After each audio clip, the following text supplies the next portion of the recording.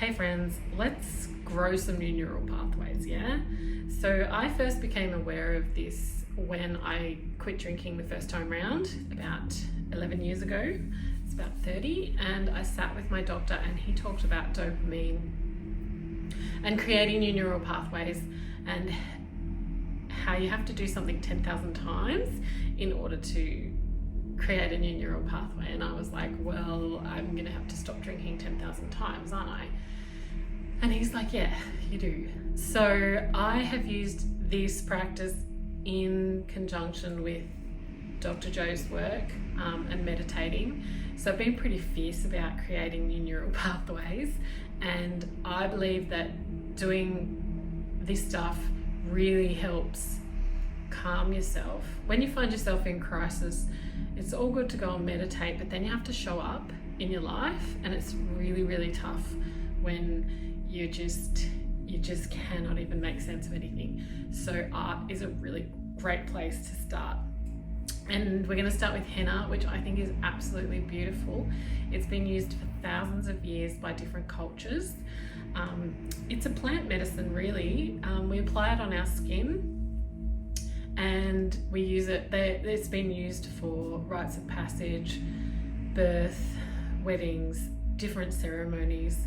And I love the temporariness of henna.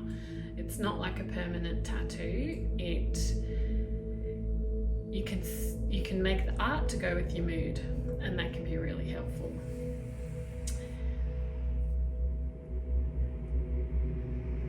Okay, thank you. Yep, got that.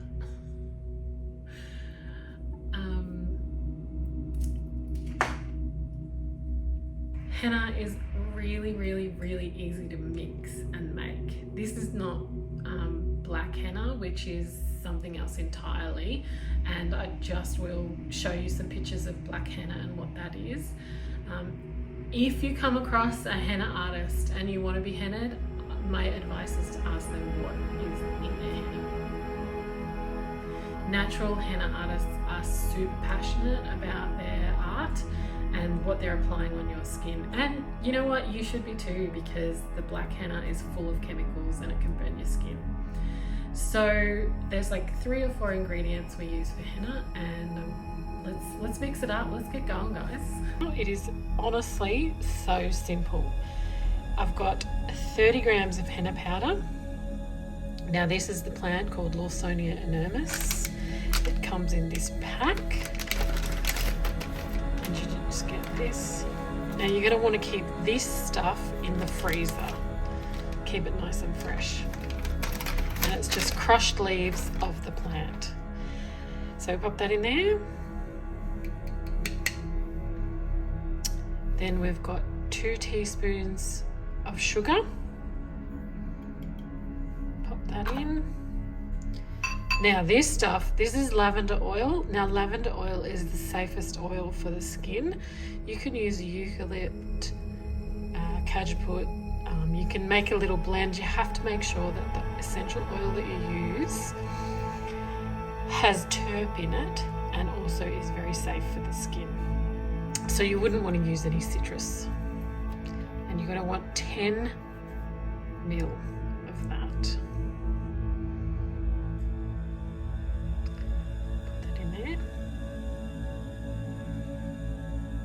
I don't like wasting any drops.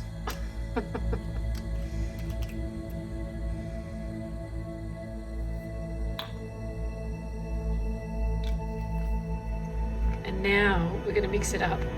And this is just water from the tap. And I'm not going to add it all at once. I'll add about half of that. That's about 30 ml of water. And you just start mixing. Now, when you start mixing this, it is pretty difficult. So I like to get in there and mash it up. Add some more. It depends on the level of humidity where you live as to how much water you'll add. So this is trial and error, usually at the start. The more humid, the less water you'll need. even though it might look like you need more, you actually need less. And the thing with this is you have to wait until it sits and sets. What's going to happen is this is green now, and it's going to go to a lovely brown colour.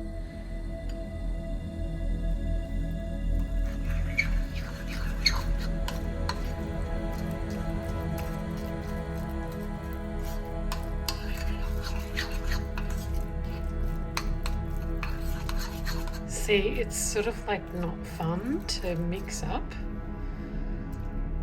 And what happens actually, I've noticed, is once you leave it for a few hours, it will actually all melt in together anyhow. So you've got to be careful with this stuff because it can get messy. And once it starts to stain, you're going to start having orange fingers, like you've been smoking for a few years or something. I'm actually going to need some more water.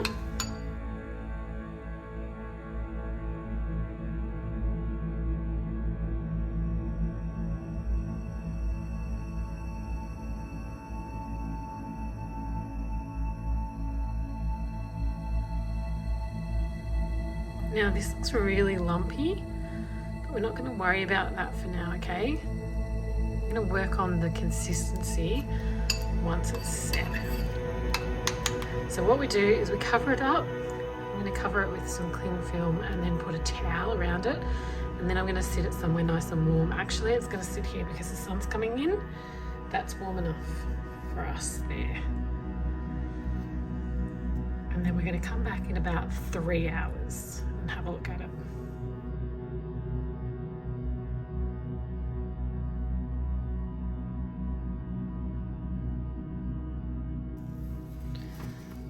Let me just wrap it up. You never put it on top of the oven if you've got the oven going, just somewhere really nice and warm where there's no drafts, and you'll be right like that. Okay, so while we wait for the henna to work its magic with that lavender oil, we need to make the cones that we put the henna in to squeeze it out. Now, I'm going to let you know right now, friends, I do not have this down. This is difficult. Ideally, you want to have thick cellophane. Thick cellophane is going to work better. This one is off a roll and it's not very thick. It's not the thinnest, but it's not as thick as I like. Anyhow, I'm just going to cut this up into, slice it up into some squares.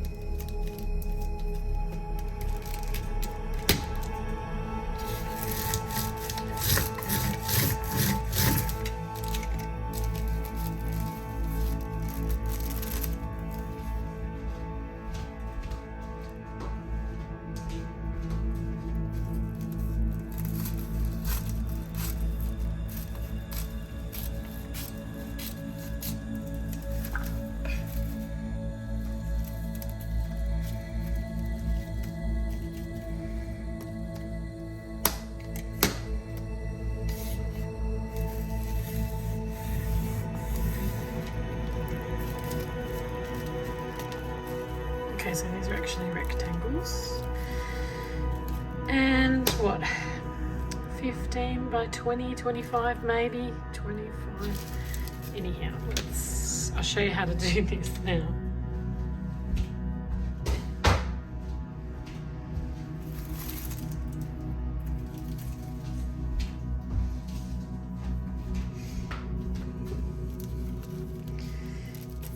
You want to make sure that the tip you're rolling, this edge is smooth.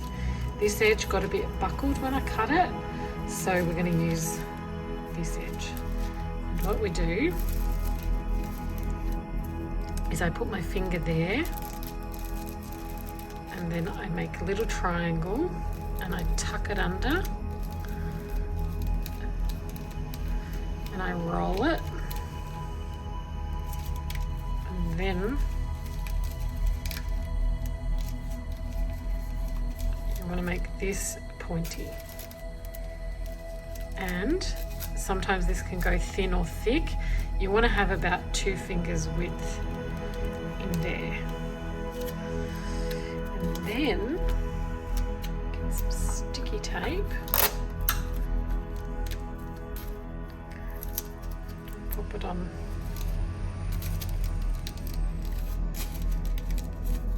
the edge there. Now what we do want to do,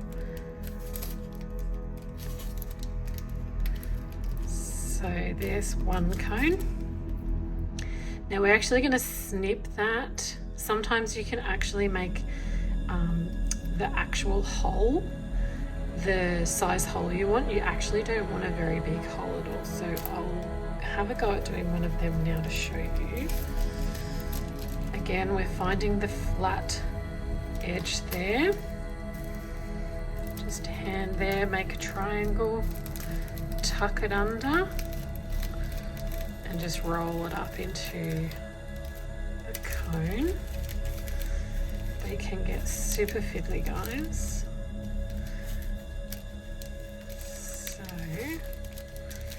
So see how that's, let's try and make, that's about the size hole you want. You can't see that there? That's like tiny. It's about, people actually use pins and put them in, which is actually a really good idea.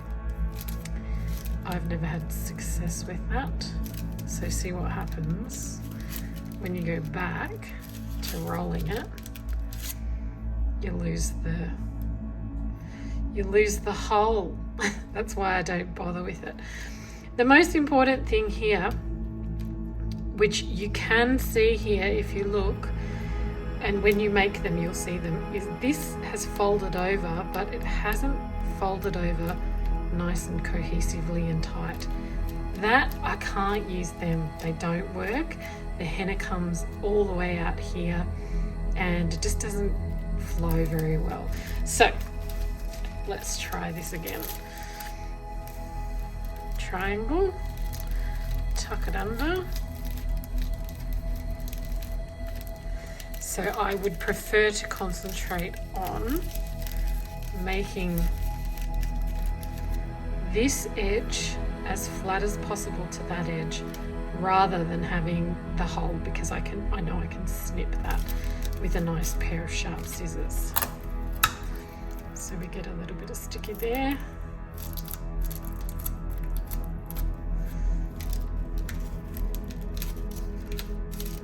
And we just roll that around like that. And we don't want the sticky tape close to the edge. I'm not even sure I'm happy with that one. Anyhow, off we go. How did that one go? That was a very good one. So we want ones like that. So it's been an hour with the henna and you can see the colour has changed. It might not be as noticeable here, but it's gone a browner. And underneath you can see that it's a bit green. Now, just give it a bit of a mix up. Because what happens with this when it sits is the sugar helps to melt it as well, which is why you've got to be careful of the amount of water you add to it. See, this is mixing a lot better because it's had a chance to sit and rest. Now, we're then just going to test it on our skin. We're just going to put just a little drop there. And we're just going to leave that for 5 minutes to give it a bit of a stain.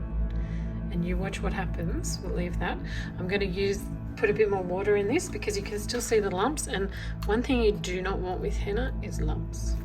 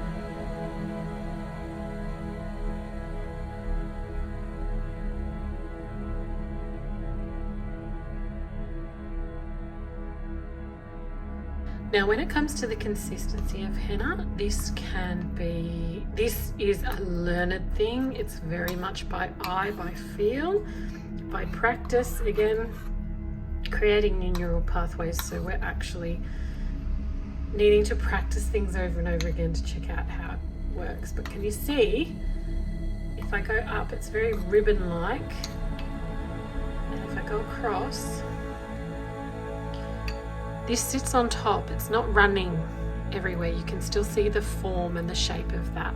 If it's running, because your skin is warm, it is going to run on your skin and you won't get any beautiful, luscious lines. So that's got a little bit of flop to it.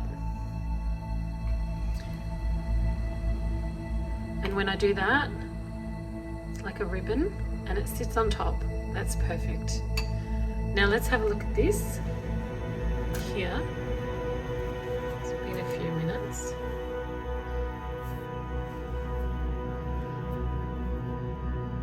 And see how there's an orange stain there?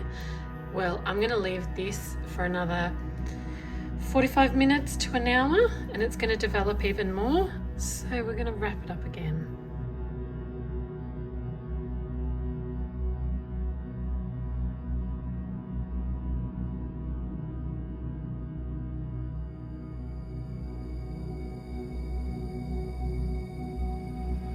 Okay, the henna is now ready to be put into the combs.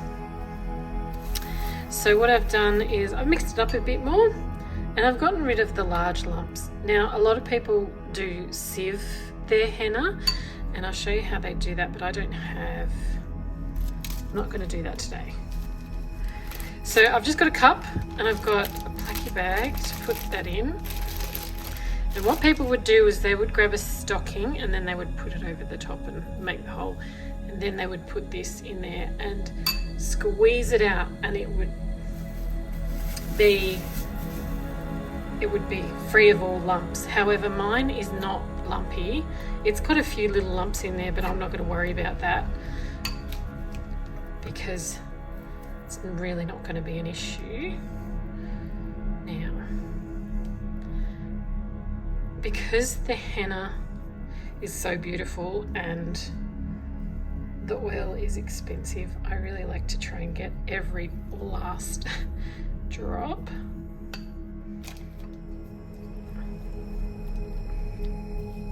I'm going to put it in there.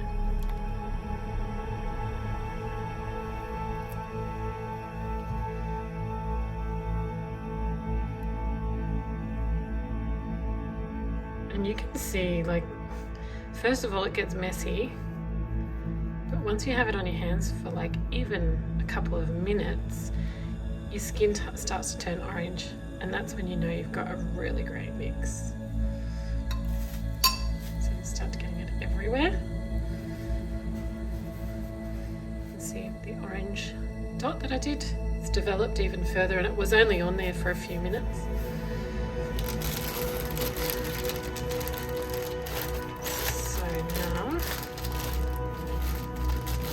Scissors.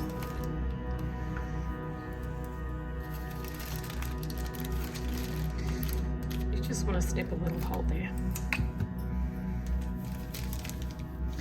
And then we grab our cones.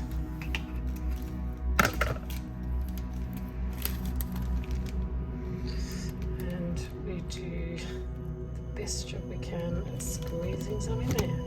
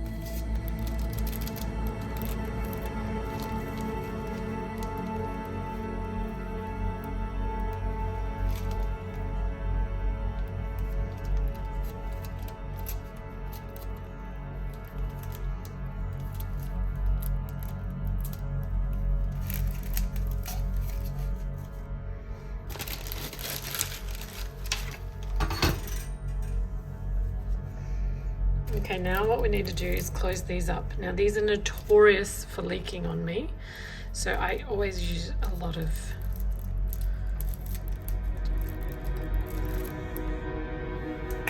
tape. So, see, making a mess. I squeeze all this down here so it goes all the way down there. And then I fold this over. I fold this in.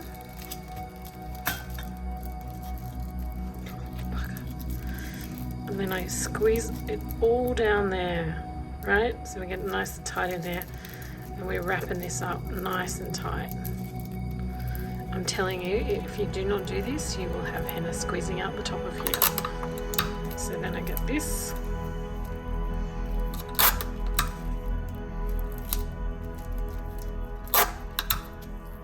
And I just go to town on the tape with that. And there you have it. Now, if you're not going to use this right away, put it straight in the freezer, and it's going to be last a long time. Here are 3 beautiful henna cones. I'm going to put 2 away, and we're going to go ahead and have some fun with this one. As you can see, I got messy, and you can see how beautiful it's working because it's been on my skin for, gosh, not even very long, and I'm yellow. You can wear gloves, of course, if you want. It's now time to have a bit of a play with the henna, a bit of practice. Now, as you can see, the tip needs to be cut. I am telling you, do not cut a massive hole. You're going to be in trouble. Start small, and if you have to go bigger, do so. But you're really only going to want to take probably about that. Like, it's so tiny. Can you even see that? It's really tiny. Like, I've just snipped a little tiny bit off. Now I've got a piece of acrylic board here to practice on. It's so great because you can just wipe it off and start again. And we're going to want to practice lines and patterns, which is another brilliant thing for our brain. Okay, so let's start here. And we're just going to gently squeeze it out, and we're going to touch it on there like that. See that?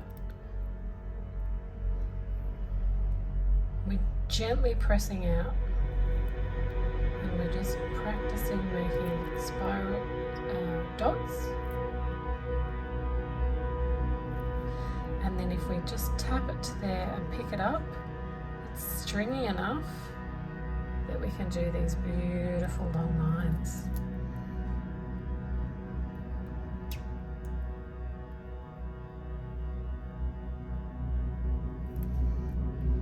So we're going to start practicing with that. Get better at it and just... Honestly, you're just gently squeezing it like a gel pen, perhaps. Like a glue pen, you know. And then we can start trying some humps. These are called humps. These are very popular. Any pattern, make it repetitive, and you'll be good to go. Make them that size. You can go like this. You can also go squeeze out, go slow. Squeeze, go slow.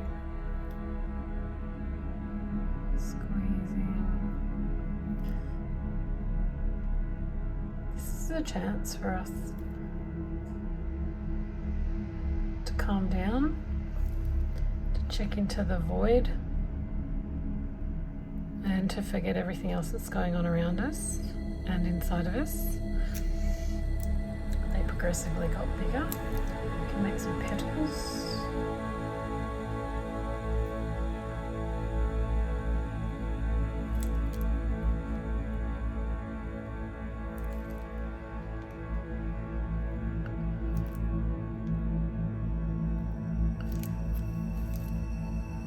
Do spirals.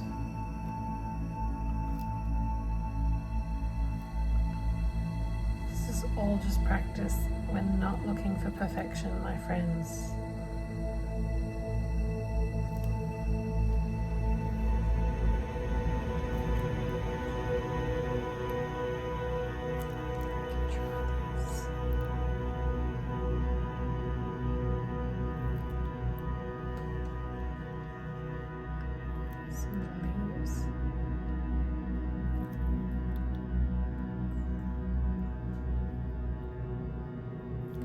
It's also really good because you can move the henna around a little.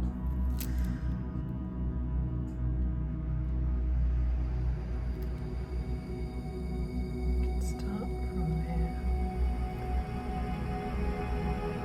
Get some teardrops.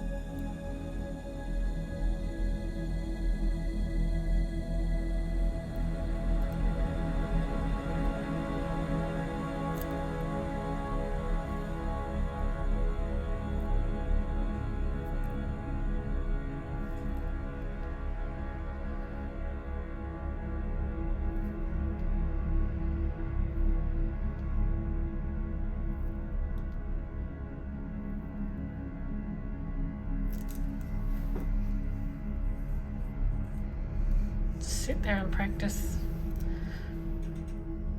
Have fun with making dots, making shapes, making patterns, making blobs. And once you feel like you've really come to understand how to squeeze it out, then we're going to start on our hands.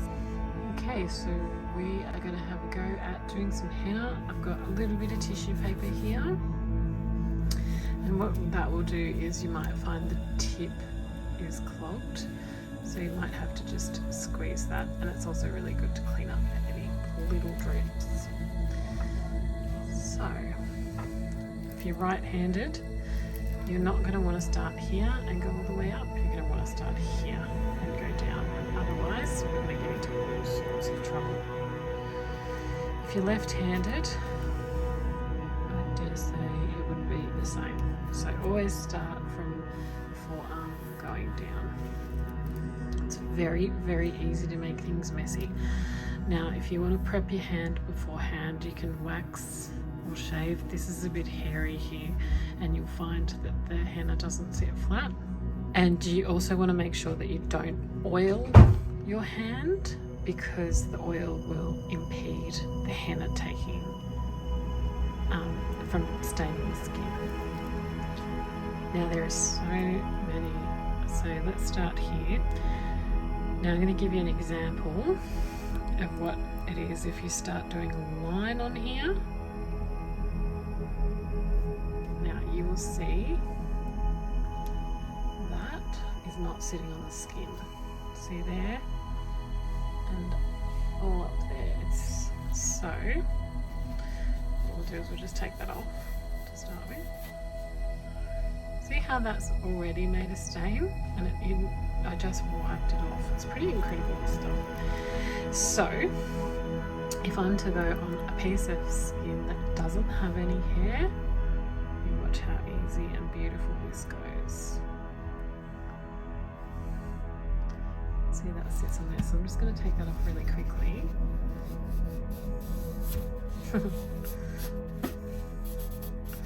And we've got a stain already there, so we know it's going to be very good stuff.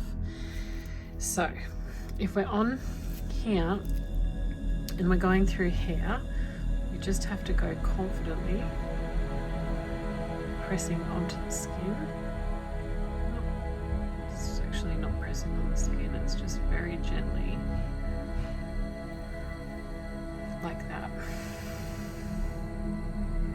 Doing the same. Of course I went the wrong way.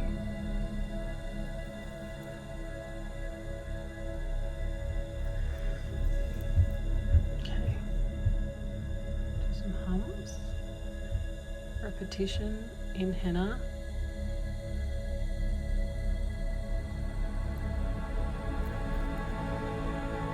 Is where it's at.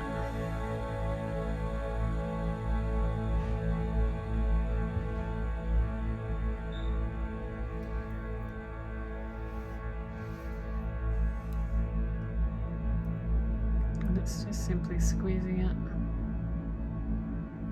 And then this will empty and just squeeze this out again. Go back there.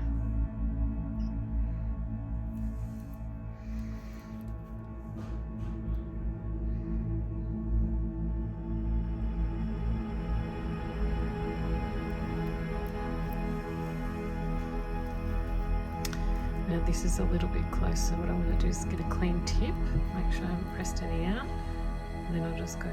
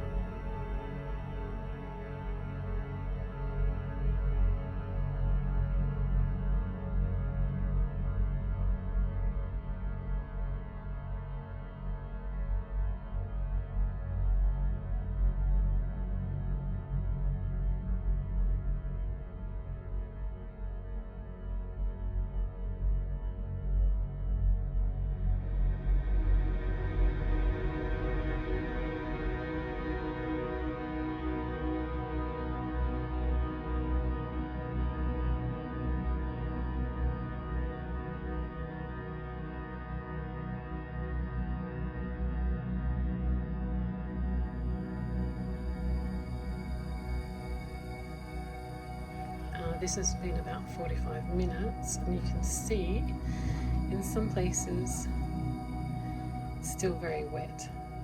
Everything develops a film, and you can see on my fingers that these guys are getting pretty dry. And then I'm going to show you what you do with that. What you do is you press these. You can see how that little bounces. So it's dried on top, but it's still wet on the inside. Whereas if we're going to go here with this, it's still a bit dry, still a bit wet. And all up here, still very wet, so we still have to wait till that dries before we get some tape, and we'll tape it up to keep it in place overnight.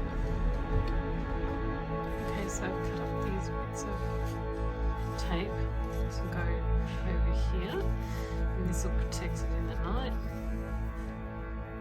It'll mean that the henna stays exactly in place.